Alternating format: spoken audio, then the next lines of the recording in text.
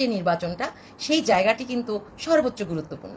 তো এবার আসি আমার অভিজ্ঞতার আলোকে যে কথা, একজন শ্রেষ্ঠ শিক্ষক নির্বাচিত হতে হলে অবশ্যই তাকে কিছু না কিছু গুণাবলী থাকতে হবে।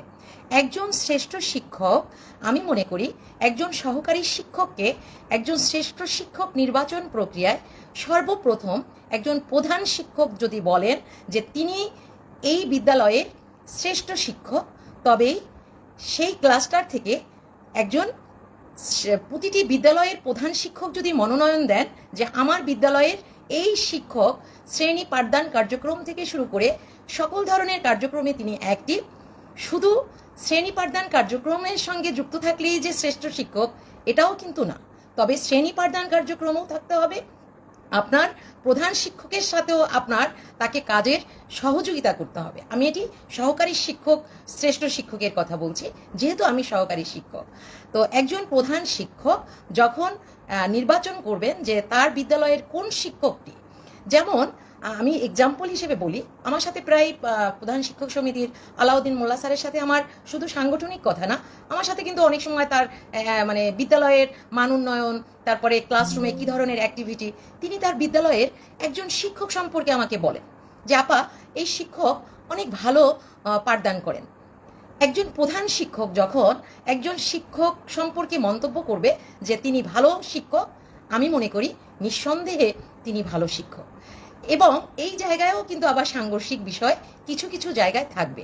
তো আমি মনে করি ব্যতিক্রম কোনো বিষয় কখনো উদাহরণ হতে পারে না, বিচ্ছিন্ন কোনো ঘটনা উদাহরণ হতে পারে না। যেটা সার্বজনীন, যে বিষয়টি গ্রহণযোগ্য, সেই বিষয়গুলোকেই আমরা এক্সাম্পল হিসেবে আমরা প্রতিটি ক্ষেত্রে প্রয়োগ করার চেষ্টা করব। সেই জায়গাটি থেকে আমি যখন গতকালকে গুরুত্বপূর্ণ একটি থানায় যখন আমি নিশ্চিত হলাম যে শ্রেণী পাঠদান কার্যক্রমের সঙ্গে তার সংযুক্ত থাকার কোনো বিষয় নেই, কিন্তু তার শ্রেষ্ঠ হওয়ার পেছনের কারণ হলো পরে খোঁজ নিয়ে জানতে শুনলাম ওখানে কোনো শিক্ষক শ্রেষ্ঠ শিক্ষকে যাওয়ার ব্যাপারে আগ্রহী নয়। তো এই যে বিষয়টি পরে প্রশাসন হয়তো বাধ্য হয়ে একজনের নাম দিয়েছে, এই থানাটির ক্ষেত্রে আমি বলবো, যেটি আমি উদাহরণ হিসেবে দিলাম।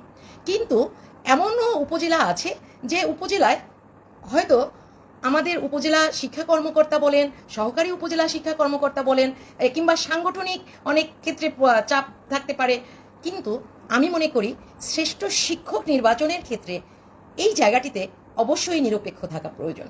এবং এই জায়গাটিতে যদি নিরপেক্ষ থেকে যদি এই শ্রেষ্ঠ শিক্ষক নির্বাচন প্রক্রিয়াকে যদি চলমান রাখা যায় এবং সত্যিকার একজন শ্রেষ্ঠ শিক্ষককে যদি ক্লাস্টার পর্যায় থেকে উপজেলা পর্যায়ে নির্বাচন করা হয়, তাকে অনুকরণ করে বাকিরা কিন্তু অনুপ্রাণিত হবে।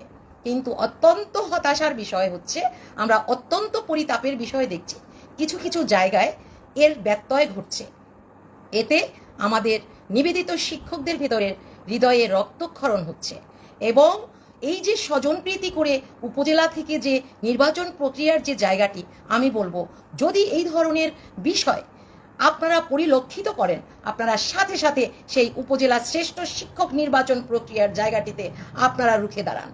কারণ একজন শ্রেষ্ঠ শিক্ষক নির্বাচনের মধ্য দিয়ে আমরা কখনো শ্রেষ্ঠ শিক্ষককে আমরা অনুকরণ করব, আমরা শ্রেষ্ঠ শিক্ষকের প্রতি যেন বিতৃষ্ণা না আসে, শ্রেষ্ঠ শিক্ষক নির্বাচন দেখে যেন অন্য কোনো শ্রেষ্ঠ শিক্ষক যিনি তার পেশায় নিবেদিত সেই মানুষটির প্রতি যেন আমাদের অসম্মান না আসে। তো সেই জায়গাটি থেকে চলে গেলাম আবু জাফর, আপনার কাছ থাকলে আপনি চলে